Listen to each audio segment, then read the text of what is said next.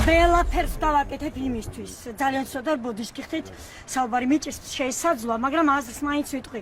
ვკაფიოდ.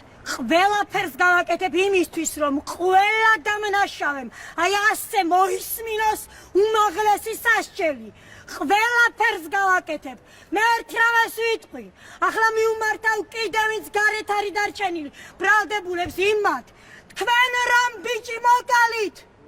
მე ის ბიჭი წავიღე და პეტრე პავლეს სასაფლაოზე მიწაში დავმარხე. თქვენ რა გგონიათ?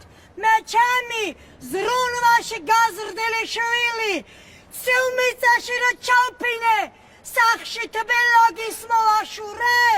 არა, მე სახში თქვენთვის დავბრუნდი მკვლელებო, თქვენთვის დავბრუნდი სახში და ყველას მოისმენთ უმაღლეს სასჯელს, როგორ დღეს მოისმინა ორმა დამნაშავემ.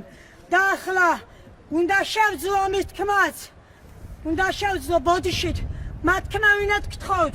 მოსამართლე დემეტრე ჯინჯოლიამ დღეს დიახ ახსენა რომ გიგავალიანი იყო სრულად უდანაშაულო. დემეტრე ჯინჯოლიამ ახალგაზრდა მოსამართლემ უშიშრად სამართლიანი სიტყვით ღირსეულად დაიცვა ღირსეული ახალგაზრდის გიგავალიანის ღირსება. მე მას პირადად მადლობა უთხარისხდა მათთა დარბაზში და კიდევ ერთხელ დიდი მადლობა მას ჩემგან. მან არა მარტო ჩემი შვილის ღირსება, არამედ მერწმუნედ ხალხო საქართველოს მომავალიც დაიხსნა გარკვეულ წილად. მე ამას არ ვამბობ, ერთი გატუტუცებული ქალი, მე ვიცი საქმის მასალებით ვინ არიან ესენი. ყველაფრის თქმა საქმე იმდენად მოცულობითია, წარმოუდგენელია.